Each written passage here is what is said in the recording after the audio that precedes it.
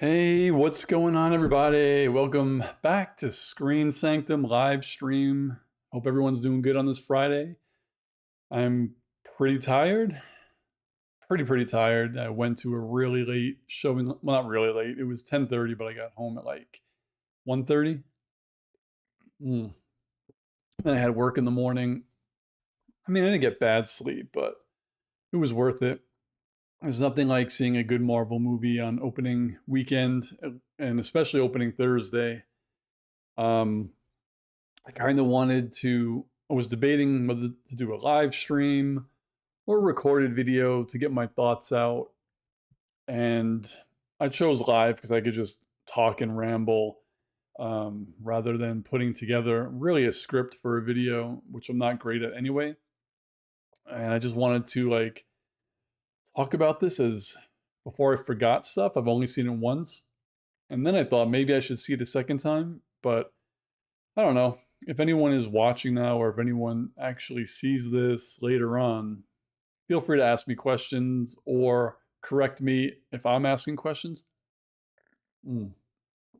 But I have a bunch of notes somewhere around here that I have. So I'm just going to talk about my thoughts from the first watch, little history on me and Guardians, and then go through some of the characters and then some other thoughts. Basically, thoughts. This is all about thoughts. So, first, we'll just go into like my thoughts on Guardians, Marvel, the MCU in general. Is so if you've followed my channel, most people already know that I wasn't a comic book reader as a kid. So, my introduction to all of these characters, whether it was Iron Man, Thor, Captain America, Guardians, Doctor Strange, they all happened in the movies. So I have no kind of well, I had no background when I started watching these movies, which kind of, for me, made it better. Down the line, in about 2017, I started buying some of the newer comics, but in general, I didn't know anything. So when a movie came out, I just researched it, basically who the characters were, who the main villains were, and stuff like that. So I feel like I really benefit more than a lot of people because if you just judge by social media, a movie comes out, you go online, there's always discourse. And there'll be a discourse anyway. But what I'm happy about is I could go into a movie like, say, Guardians of the Galaxy 1 or Captain America Civil War, which is probably a better example because I've read that comic like years later after the movie. But going into Civil War, it's a huge comic book story arc. So I went into the movie. The movie was my Civil War. There was no other frame of reference for me to kind of get ruined. I could just watch the movie for what it was. And I still sort of do that. And I think I benefit from that because I can never go into a movie and come out and say, well, that's not how they did it in the comic books. Like that person wasn't in that comic. They changed this character. Like it really puts my mind at ease a little bit. So I kind of feel bad for comic book fans, or I would say some of the more traditional or some of the toxic ones who want everything to be exactly like the comic books. I don't have to deal with that, and that makes me happy. But anyways, to that point, the MCU came out obviously 2008, 2009, and I did not. Hey, what's going on, Jeff? Happy Cinco de Mayo. I did not start watching these movies in the theater. So I remember, and I'm really condensing this. One weekend, basically, one of my best friends told me that I needed to watch Captain America: The Winter Soldier. This was the year that movie, I think, had just come out of theaters.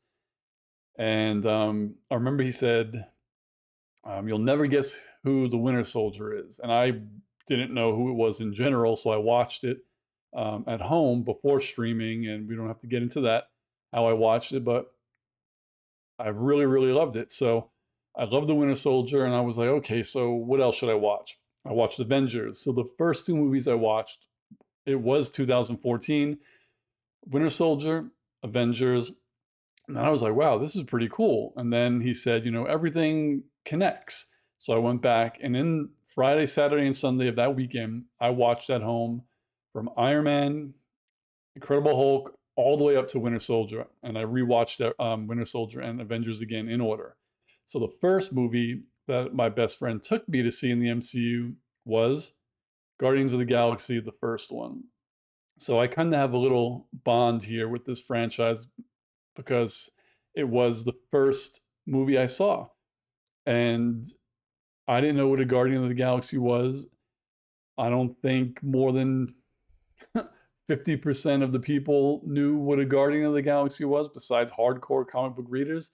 So it was one of those things where it didn't have a hardcore fan base. So no one's like, I'm a Star-Lord fan. Like they like Superman or Batman or Spider-Man or the Fantastic Four. Like I don't think there were any Guardians fans before that. So saw it in the movie theater. It was my first experience seeing a Marvel movie with the fanfare in the beginning, the post-credit scenes and stuff. So I feel like that was a great first introduction into the MCU because Guardians is probably the first one in my top 5. And I'm not going to rank, but it is. It's just one of the better movies.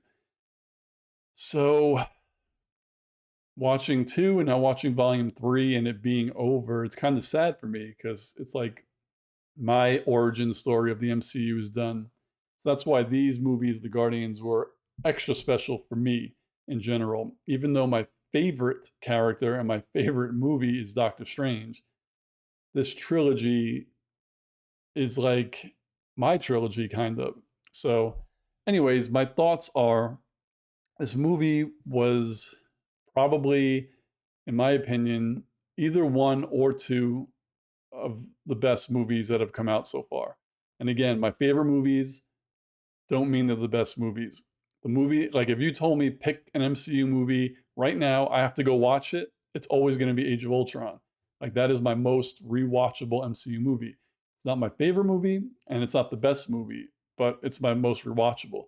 But I think Winter Soldier and Volume 3 are top 2. And they'll change as you watch or as the days go by. But this movie was just perfect. I think it was one of the few movies where, even though I like all the MCU movies, I go in, I watch it, I like them all, I find their faults. Like I could say these were the things I didn't quite like. So for Volume 2, that movie, I loved that whole movie, start to finish. There were a couple things that just made me go, And it was mostly some of the jokes that were in there that I just didn't find funny. And not everyone finds everything funny. Volume 3 was perfect. There were no jokes that didn't make me laugh. Every joke hit to me the way that they were supposed to. Like not every time a joke is said is it supposed to be laugh out loud funny. Like every joke sprinkled in was perfect. All the characters, the progression as a character, like their personal character arcs and the way they interact with their fellow Guardians was perfect. The villain was friggin' amazing. He was terrifying. One of the few right now that I could think of off the top of my head that was a villain just basically for the sake of being a villain. And we know every villain has a motivation, but most villains, like they think they're right and you can sympathize with them. Like Thanos thought he was right. There was a thing he wanted to do, which we know is genocide. And you could just sit there and be like, he had a point. Some people, like, you could kind of argue for him, I guess, because you could say, oh, if you double, resources, isn't it the same? Like, it's technically not. It's really not the same. But this isn't a Thanos was right video. It's just basically all the villains and their, what gets them going, what makes them do what they want to do. And we learn that the villain of this movie, the High Evolutionary, basically wants a perfect world. And, the backstory was well done, the way they sprinkled it in and out here and there. So obviously spoilers, so I should put this up for anyone who's come in. So let me just get my spoiler overlay ready. All right, there we go. So we can see that. So basically, he wants a perfect world, and he's been testing these animals. And right off the bat, we know animal testing on animals, animal cruelty is horrible. Like, they're life forms. We shouldn't be testing on animals, and especially not to benefit ourselves. You know, he's putting through all these tests to make humanoids, which obviously in all the Guardian of the Galaxy movies, we see all these humanoids like they're there. But now we find out that this guy, the High Evolutionary, is the one who basically is creating a lot of them. Not the aliens, but um, technically we don't really know exactly who he created, like in the grand scheme of things. We just know he's building this perfect world where um, all of the inhabitants are humanoids and he's creating them. And he kind of is 99% there, perfecting them, but they all are angry. So going back even further, Rocket is one of the test subjects that he's working on. And before he puts him in the chamber, obviously, to mutate him up to like a humanoid, a real humanoid raccoon, um, he's just kind of like picking his brain, teaching him things. He realizes that Rocket is really smart. And it's a really creepy relationship. It's like the people who are nice to you because they want something, and then the minute you mess up, they're like angry, they hit you, they're abusive. It's literally an abusive relationship because he's teaching him all these things basically to pick his brain, and you don't find out later that it's simply to progress his newer projects to the next level, where we think Rocket and his friends are the ones who are going to be let go. But no, they're just like the smartest of the past test subjects, where they're trying to enhance, the newer ones. So basically, the High Evolutionary is a psychopath. Like, he's rude to literally everyone, egotistic. I don't know, any word you could think of, he is. So yeah, he's building him up. He notices Rocket's smart, and then Rocket is actually the one, we don't know this until now, he's the one who figures out the flaw that's preventing these humanoids from becoming perfect, like nice, not being um, violent, etc. And he points it out, and the first scene where they show it, the High Evolutionary is kind of he seems like he's very thankful. Like, he's shocked. He realizes Rocket is really smart, and he genuinely seems like he appreciates it, but it's basically because his vision is going to come to fruition. And then, we jump into current times, back and forth, back and forth. But basically, it kind of like kicks in that why would Rocket know this? Like, how does he know this? And then he confronts him again, and he's screaming at him like, how did you know this? And then he ends it with like, oh, he tells him he's right. I'm like, oh wow, he's gonna not be friends with Rocket, but we're still thinking like, oh cool, this is perfect. They're gonna take Rocket and his friends to the world that they're planning to inhabit. But then he flips the switch, and he basically is like, you're an idiot. You could figure this out, this impossible concoction, but you couldn't see that we're never letting you go. And that's kind of when it hit me like, damn. So he's basically just keeping Rocket and his friends prisoners to enhance the future or newer humanoids that he's creating. And then he throws Rocket back in the cell.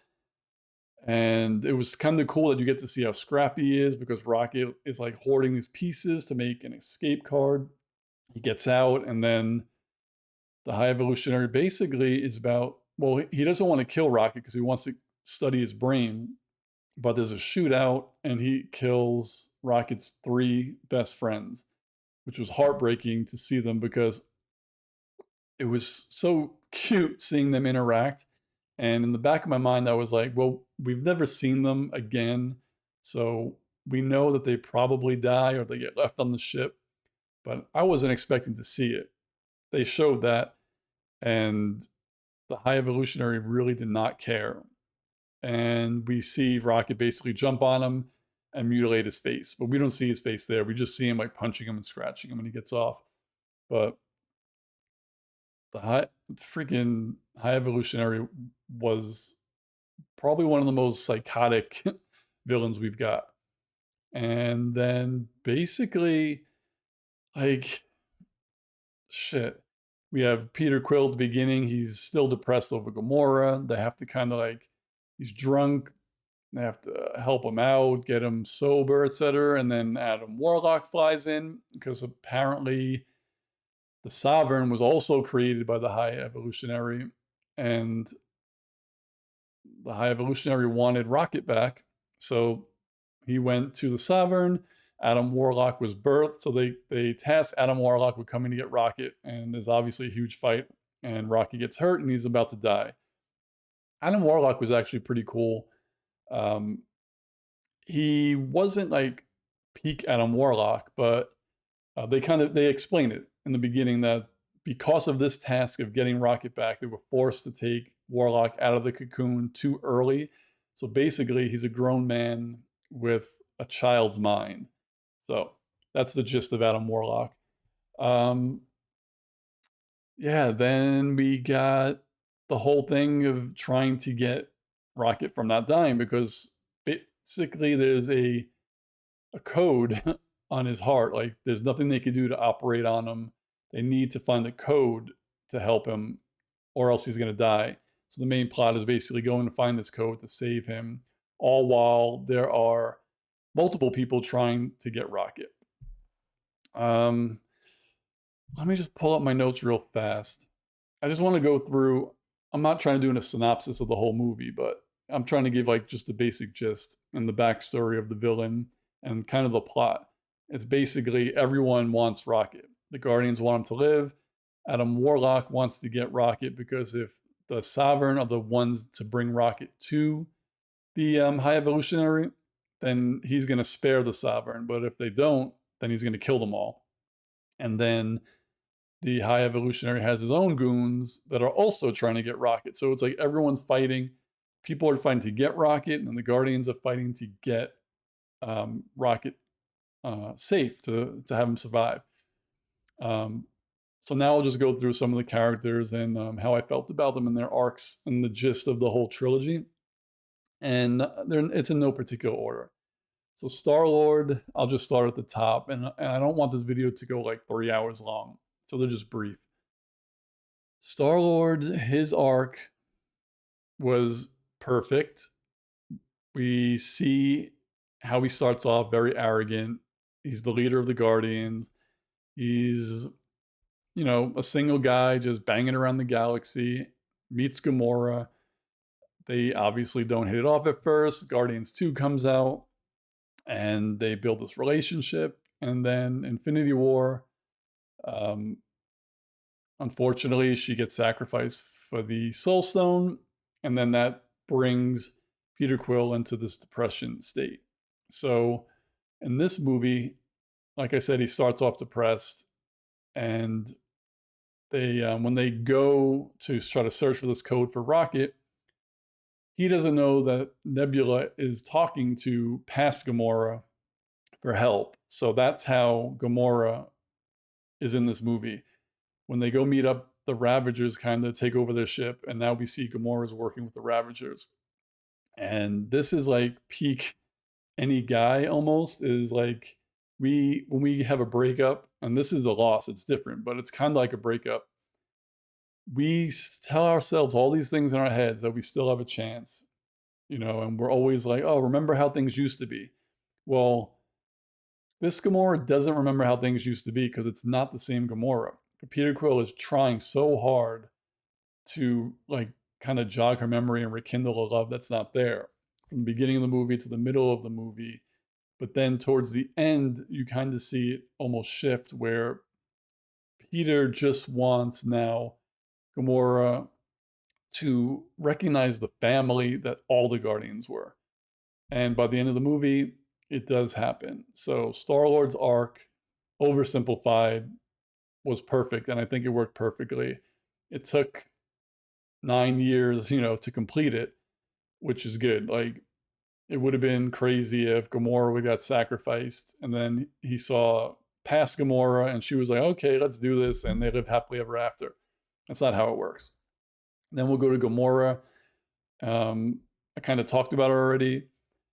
She was basically a Gamora that was right in between 2000, what was it, 14 Gamora and the Gamora that got sacrificed. Literally right between the person who had never met the Guardians of the Galaxy before, but she was already planning on leaving Thanos.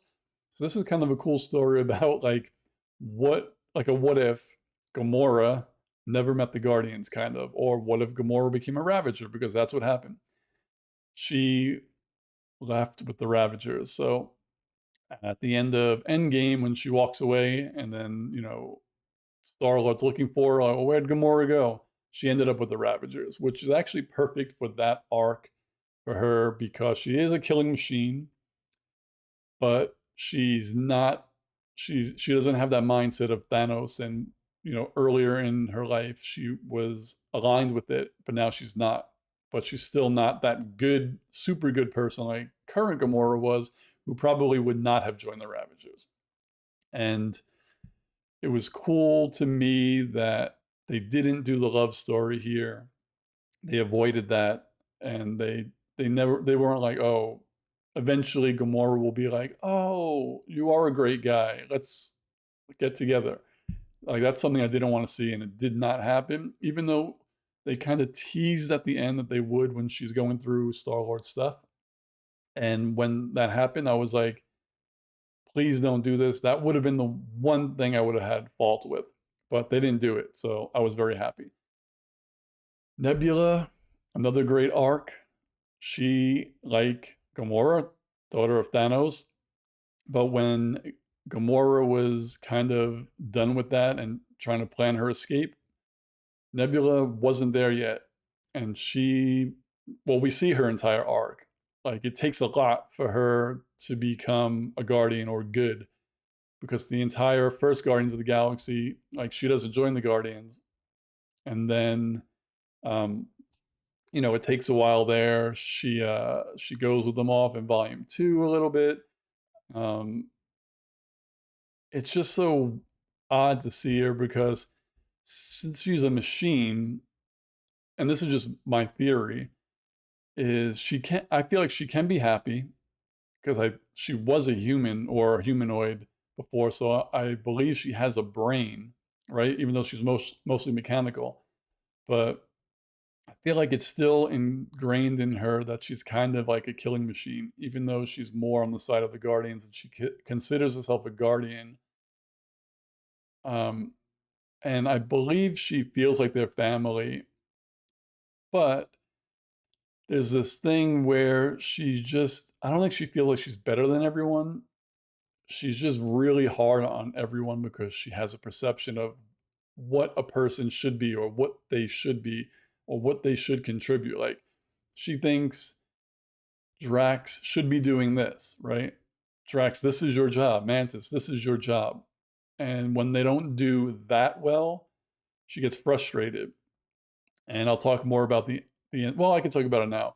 It's basically when she realizes, like, this isn't Mantis' job because I say that's her job. Mantis is good at something, and I don't recognize it, or I don't see that, And at the end of the movie, they kind of reconcile that. So Nebula's arc is really good, because by the end of the movie, she is truly understanding, and they are a proper family by the end of the movie. Mantis, again, her arc was great, and summed up in the fact that in the holiday special we find out she is um, a half sibling to Star Lord. We find that out. So what does that mean? It basically means she was born wherever she was born. She was one of the children that what's his name? Oh my God, Ego went to bring back to see if they had celestial genes, right? Just like Star-Lord did. And she didn't. Well, they could retcon that or they could say that she does, but as of now, she's not a celestial. She doesn't have celestial genes like Star-Lord did, but she had a very important power, which is the reason why Ego didn't kill her. She was able to ease him, let him sleep, rest, etc., which is why she stayed alive. So from the time she was born till the time we meet her, she basically serves her father. She serves Ego. That's her whole purpose. And then we see she joins the Guardians, and then at the end of this movie, she reiterates, like, because some of them leave at the end, she says, listen, basically, I used to do everything Ego told me to do, and then I became a Guardian, and then I did everything the Guardians told me to do. I need to do what I want to do, which makes sense. So she's finally free to live her life how she wants to. Who knows what she's going to do? But her arc was kind of not as wide as, Peter Quill or Nebula or Gamora, but she still had a pretty cool arc because you feel for her. She was basically trapped as a slave to her father. Not a slave to the Guardians, but basically she did do whatever they said. And a lot of people were very rude to her over the years that she became one. So that was Mantis. Drax, I think they did a great job because I know a lot of people who are comic book fans always complain, well, in the comics, he's Drax the Destroyer. He's savage. He kills people. He's like super powerful. And then they made the movies and all he does is tell jokes and they don't ever show him as being Drax the Destroyer. Volume 3 did a great job because, and Nebula says this, basically, the whole Drax's whole thing, and we kind of, sort of, in the movie's sake, have to think, was he, before his wife and daughter were murdered by Thanos, what type of life did he live?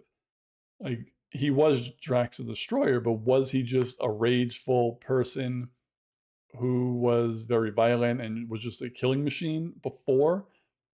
Or did that persona happen after Thanos killed his wife and daughter? And we don't know, but I'm going to speculate because at the end, what Nebula says to him is that he was probably more of a mercenary, maybe, while he had his wife and daughter, or maybe he was retired. I don't know that. But once his wife and kid were killed, that set him into a rage. And maybe that's where he kind of became more unhinged and violent and just vengeful. Just all he wanted to do was kill Thanos. So it was basically like, whoever gets in my way, I'm just going to take them out because I need to get to Thanos and avenge my family. But then in this movie, there's a whole bunch of kids that need to be rescued, and no one can get through to them. Like Nebula can't, Mantis can't, but Drax calms them down and he communicates with them. They have their own language, and he gets them to safety. He jokes around with them. He's so playful. And Nebula she says this, paraphrasing, basically, because in the movie Drax does actually say the name, I'm Drax the Destroyer. But Nebula says, Drax, you were not meant to be a destroyer. You were meant to be a father. And that, like, makes so much sense. Because I feel like he was kind of forcing himself to fight, in the movies anyway.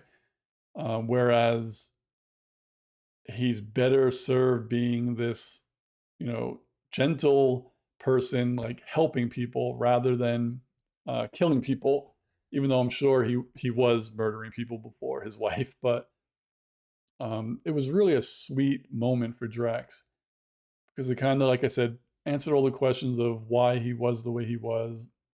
And it makes sense because he missed his family so much that he could take his experience with this kid and like help these other little kids.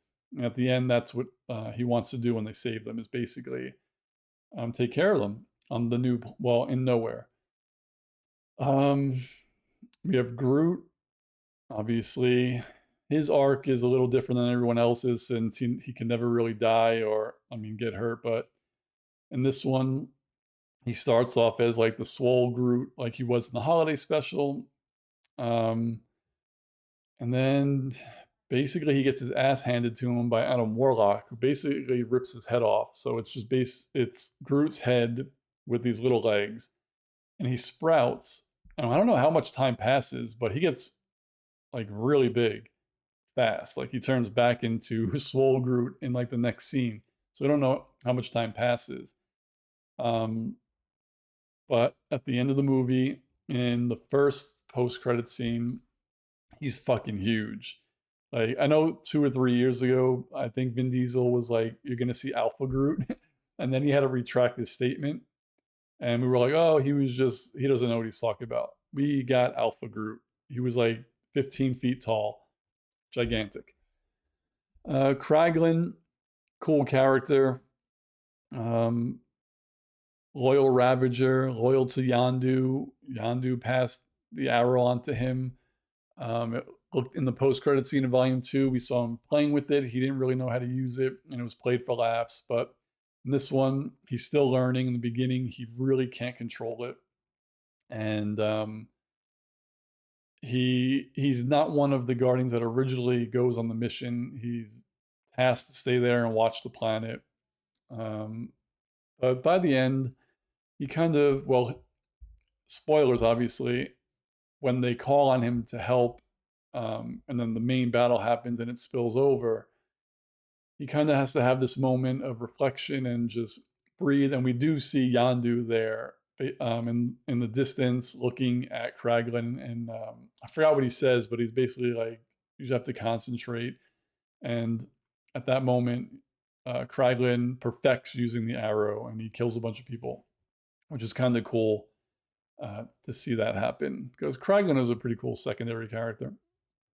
Cosmo the Space Dog was dope. We saw Cosmo in Guardians 1 when the dog was in the Collector's, captured by the Collector. Then when the they destroyed everything, Cosmo got out, and then we saw Cosmo in the holiday special. And here, Cosmo actually helps a lot at the end using, I think it's a girl dog, so I'd say using her telekinesis to kind of bridge a gap between the ship and the planet to get all the kids and everyone to safety. And then it was cool. She kills one of the big giant monsters, telekinetically squashing them between two huge rocks. That was pretty cool. And then the biggest character is Rocket, because we find out that this trilogy was basically about Rocket all along, and those were the words that were used at the end when Rocket was flatlined. In many movies, they do the same thing. Someone's about to die. They show you them in heaven or somewhere talking to people. And since Rocket's friends had all been murdered, like he's there talking to um, his friends, and like he feels like it's real, and he's the one, he wants to go. Like he doesn't want to live. Like he wants to be with his friends again. Because the promise was we take them all on the ship and fly away and see the sky forever.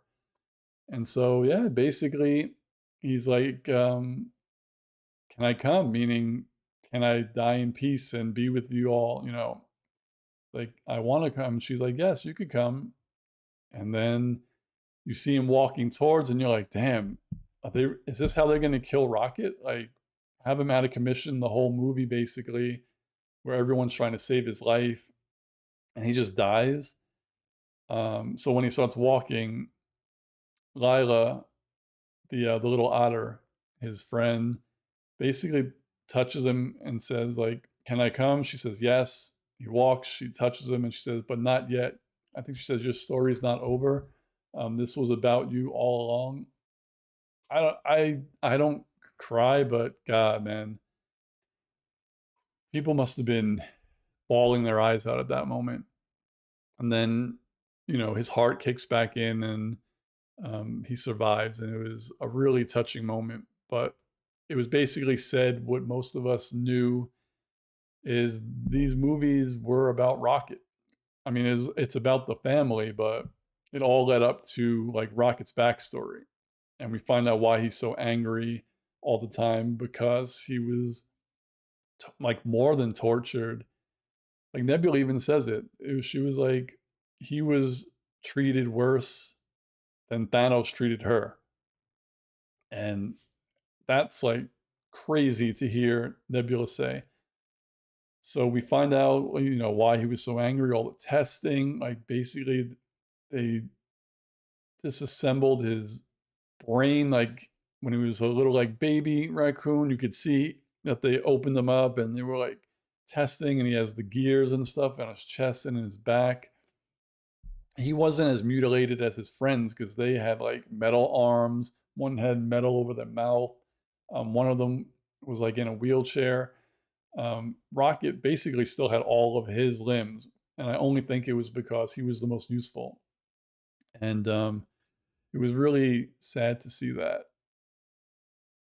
Like, I want to see this movie again, but I'm not sure I want to like see this tragic story again because, like I said, they go back to like literal baby Rocket when he's like a little baby, and they just show him being manhandled. Like the high evolutionary is never gentle with these subjects. He never gently, well, Rocket anyway, like never gently places Rocket anywhere.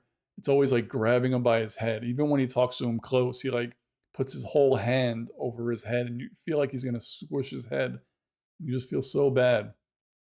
But at the end, when he goes in and saves like all the other baby raccoons that are in there and he opens the cage, you see the sign on the cage. It tells you like where on Earth they found these, like where they found these animals, like the technical name of the species, and then it says like I forgot the word, like modern name or terrestrial name raccoon. So this is, I think it's a moment where we have to think, going back 9 years, every time someone calls him a raccoon, he always says he's not a raccoon, right? So I wonder if he actually always knew he was a raccoon because that sign was in the door and it would have been facing all the little raccoons.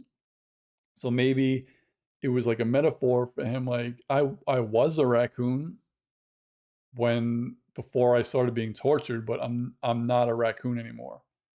Because he never seemed to lose his memories throughout the flashbacks. And that was really, really sad. Poor Rocket. Let's see, what other notes did I have? That's basically all the characters. And like I said, at the end, the most shocking thing, spoiler alert, is nobody died. But my thoughts on this is, and a lot of people say a movie has no stakes when a hero doesn't die or nobody dies. And in some cases, that could be true. But this movie, I think, hurts everybody so much. Not because no one died or because everyone lived. Because when someone just, a character dies, it's like, okay, they're no longer in the story. And in that moment is sad, right? Because, oh, if they do another movie, like Yandu died, he can't be in it anymore, right? And that sucks. But I feel like it's worse when, like in this movie, no one dies, but people go their own way. And that's different because the feeling is if they did another movie, you're watching a new group. But again, in your mind, you're like, damn, Mantis could be here, right? But she's not. She's alive, but she's doing her own thing, and that's sad. Peter Quill. Now I'll talk about this a little bit at the end. He leaves, basically. Oh, before I go into that, talking about people not dying, they did tease Peter Quill's death, where he's trying to kind of get back to the planet nowhere from the ship that's exploding. He gets like he's on his way, but then he hits debris and he gets kind of pulled back a little bit, and then he freezes up like Yandu did. He gets bloated, but Adam Warlock saves him and he survives. And that's kind of like what James Gunn does so well. We feel like, oh yeah, he saved Star-Lord, the Guardians are saved. But then Star-Lord's like, no, I haven't been to Earth in 30 years. I have to go back. So he didn't die, but he left. So at the end, he goes back to Earth to his family home to see his grandfather. And it looks like he'll be there for a while. So Mantis leaves. Peter leaves. Gamora goes back with the Ravagers. Peter names Rocket the captain, and everyone salutes Rocket. So Rocket is the captain of the Guardians now. So if they ever do another movie, or the Guardians are somewhere in another movie, Rocket leads them. Drax stays. Gamora, she stays. She's not a Guardian anymore, but she is on Nowhere. She's basically taking care of the planet. So as of like the end of the movie, Gamora is not a Guardian. Like she's not a fighter anymore. Her job is to stay. And Drax, again, he doesn't leave, but Gamora wants him to stay to kind of like take care of the kids or make sure the kids, I guess, grow up all right on Nowhere. So he's not a Guardian anymore as far as fighting. It's Rocket, it's Kraglin, it's Groot, it is Adam Warlock. He gets the outfit. And then it's one of the little kids that they save. In the movie, I didn't catch her name, but I watched some videos before this, and they said that she's a very important character. Not only because of like Young Avengers and stuff, but I think it has some kind of tie into Captain Marvel or Marvel, like the male one, not Carol Danvers. So apparently, this little girl is supposed to be powerful. And in like the mid-credit scene when they're like running to kind of fight, her eyes glow, and I believe she shoots like a phase beam from her hand. So she already has powers, I think. So we do have a new Guardians team.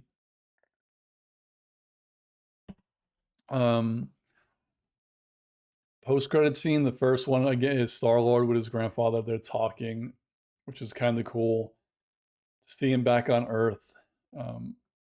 Who knows what he's going to do, how long he's going to stay there. It's one of those things where it's like we finished his arc and now he's good, but if we ever want to bring him back, like he's there, and that's how you feel. And then when it ends, it literally says the legendary Star-Lord will return. So Chris Pratt has been saying he's done, but the tag said he's coming back.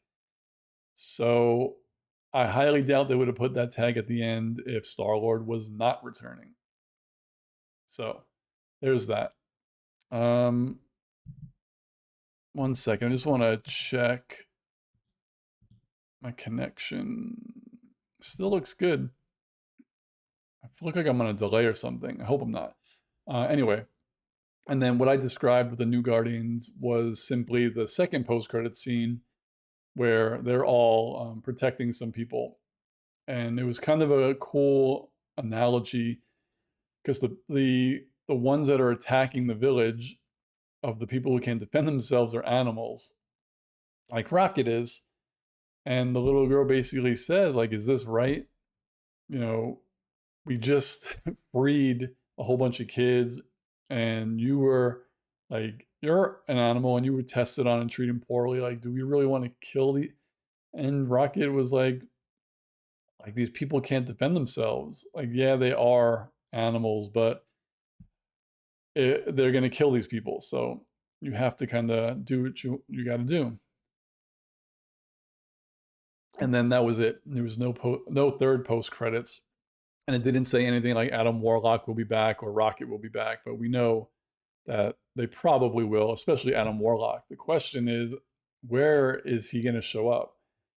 Because if he's part of the Guardians, he's not going to randomly show up by himself. So could it be like, I don't know, the Marvels, if they have some sort of meetup in space? Maybe. Eternals 2? Maybe. I feel like we're not going to see any type of Guardian again until Secret Wars, most likely. Because I don't know where else they'll fit. Secret Invasion, doubt it. Blade, doubt it. I really don't know. So I'm interesting to see because he's one of those characters that he was introduced when he wasn't OP. You know, he was just formed and kind of raw. So we haven't seen Adam Warlock at his peak. We basically got, from what people say about the comics, a quick arc where bad guy becomes a guardian. Basically, is his arc in the comics, and that's what we got. He wasn't necessarily a bad guy. He was just doing what he needed to do so the Sovereign weren't killed. And um, what's her name? Oh, I forgot her name. The main, uh, the main Sovereign woman. Well, the his mom died. Basically, she got killed. So basically, that was the final straw for him to kind of join the side of Rocket rather than trying to, hand them over to the High Evolutionary. Um, I think my favorite scene is the scene that everybody says is their favorite scene, mostly on Twitter, is the hallway fight scene. It was so well shot, and we get to see everyone doing their thing. Like the thing that I like that was fun was we actually got to see Drax being a destroyer. Like he was savage in the scene. Everyone got crazy, like kill scenes, him with his knives and Gamora with her swords, Peter and Rocket with the guns, Groot just like friggin' impaling people. It was brutal. And it was definitely up there with one of the best scenes, fight scenes in a Marvel movie. I still think the very first scene of Age of Ultron might have been top for me. That was just how to start a movie like that. But that scene was so fun. Um, we don't know if the High Evolutionary is dead. You know, they always say you never see a body. There is some speculation, but I'll put it this way. In the beginning of the movie, he has no power. He seems like just a human. But by the end, he's like Kang almost. I don't know, he shoots stuff out of his hand. It could be telekinesis, but he has a power and it's purple and blue. So a lot of people are comparing it to Kang. Similar energy, maybe. Um, is will they retcon him to being a variant of Kang? I don't know. But they never really explained how he got his powers. Not that this movie needed that. It's just another question that if they bring him up again or we see him again, maybe they'll go into that. But like I said, for this movie, I don't think they needed that. But I am curious as how he got his power. And it could be because when you see him at first, he's a normal human. And at the end, he has like his skin peeled back and he has the little nubs right here. And that's because what I said earlier, when Rocket was beating the shit out of him, he wasn't just punching him. He literally mauled his face off. Because at the end, when they have him defeated, Gamora starts like peeling his skin. And I don't remember who says it, but someone's like, ew, you're peeling his skin off. And I think Peter Quill or one of them is like, no, it's a mask. So they basically peel his face off, and you see what Rocket actually did to him, which is kind of like poetic justice. Even it was like all the damage that they did to these animals and Rocket, the High Evolutionary had to live with that his whole life, on his face, pretty much. But he was just a crazy villain. Like, even after he created his planet with the perfect like species and stuff like that, when the Guardians are driving through it, you see it's like it's like Earth almost. There's a drug deal happening. There's someone getting beat up, and just when you think the High Evolutionary couldn't be like more of a piece of shit, Quill tells him like, I don't understand. Like, you built this perfect planet. Why are there drug deals being made and why are there people getting beat up in the streets? And the guy is basically just like, no, you're right. That's why I have to start over. And he basically is nuking that entire planet. He doesn't he doesn't care about the life of the people. He just wants to be God, to be able to say he created a sort of perfect environment.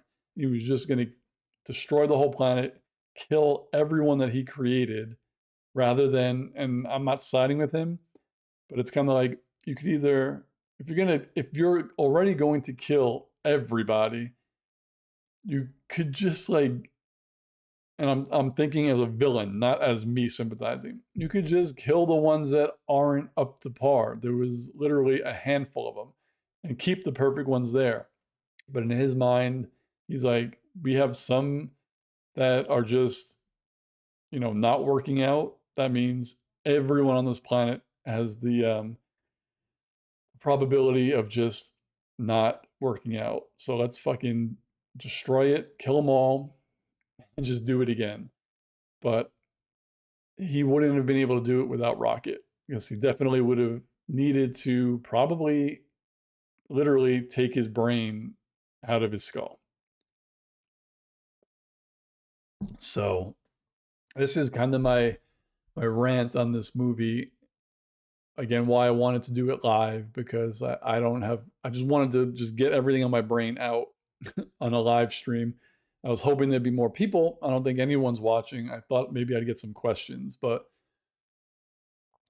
again, I'll just go back. This trilogy means a lot to me because Guardians was the first movie of the MCU I actually saw in the theater, and I got to attach myself, kind of like be an original fan of this group that has been in the comics for so long, but they're so obscure. I could kind of say, like, I'm not a bandwagon Guardians fan because they weren't really popular, and that's kind of special, I guess. Not saying that you can't say, oh, I'm a fan of Spider-Man just because he's the most popular. Like, you could be a fan of any character you want.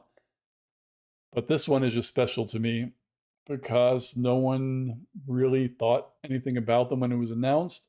I'm sure no one thought it was going to make close to $1 billion. I think the first one made 800 million. The second one, I think, made 800 or 750. And this one is starting off better than the other two. This one might actually make $1 billion. When you think in the grand scheme of things, how Marvel is building this world, and I'm not bringing up DC to be snide or anything, but DC was able to start their universe with Superman, Wonder Woman, and Batman. They're a holy trinity, and they couldn't do it. For whatever reason, I'm not blaming anything, they couldn't do it. Marvel started with Iron Man, Captain America, and fucking Thor. Who would have thought this franchise would be here 15 years later, starting with Iron Man, Captain America, and Thor? And Marvel is so successful that there are people online who are complaining, arguing, trashing, pitting together Guardians of the Galaxy and Ant-Man. Guardians of the Galaxy and Ant-Man have discourse, which is crazy to me because who 15 years ago really cared about the Guardians of the Galaxy or Ant-Man? When when a lot of people have been waiting for the X-Men, Wolverine, Fantastic Four, Galactus, Doctor Doom. They haven't even used their A-list characters yet. We've gotten 15 years basically with B and C-list characters, and we have discourse over said characters. I don't, like, there's no other way you could spin it. That is successful. It is. Whether you hated Ant-Man, if you hated Thor Love and Thunder, if you didn't like Guardians 2 or Guardians 3, there's a great deal of people who do, like, Thor has 4 movies, and you could say you didn't like any of them. They sucked. It doesn't matter if they weren't good or if you didn't like them. They were good enough to make money, and Superman got 1 movie. Like, Thor got 4, Ant-Man got 3, Guardians got 3, Superman got 1. You're telling me DC can't get people to go see Superman, but Marvel could get people to see Ant-Man. You know what I mean? And you also have to think on another level, when you call movies flops, how much money do you expect or think Ant-Man is supposed to generate? Do you think Ant-Man is a billion-dollar franchise? It's not. If Ant-Man makes $600 million, that's successful. The Guardians, I don't think no one thought it would make as much money as it did, but it did. It's like you have to have expectations. It used to be Avengers movies, Justice League movies made $1 billion. And those are the ones that are supposed to. If they come out with Avengers Secret Wars and it makes 500 million, that's a flop. Like, Secret Wars has to make $1 billion. Justice League has to make $1 billion. Things like that. Ant-Man, the only reason why we have Ant-Man is because Avengers made $1 billion. You know what I mean? So, I don't know. People are kind of weird on the internet, but I don't know. That was a really, really, really bad tangent. Trying to think if there's anything else I want to say. I think I got through everything. It was sad to put a movie out that has a happy ending as far as defeating the bad guy, no one dying, and you still feel like there was loss. That is tremendous. And James Gunn did an amazing job with this trilogy. And I think it's because he knew what he wanted to do from the very beginning. Basically, he probably storyboarded all 3 of his movies, even though he had to, well, even though there were tiny bits that had to kind of fit into others, but he picked the perfect franchise for this. He picked a space-based group that there's always an excuse why there's no Avengers there. And he could do whatever the fuck he wanted to do, basically. And it was damn near perfect. So, oh man, that was 58 minutes of me talking pretty incoherently, I guess. Oh, hey, what's up, Lamarcus? I do know Paul Rudd wrote most of the, well, what's his name? Not Paul Rudd. The guy who directed Baby Driver. Oh my goodness. Um, I can't think of his name now. I have to Google this. 1 second. It's like literally on the tip of my tongue.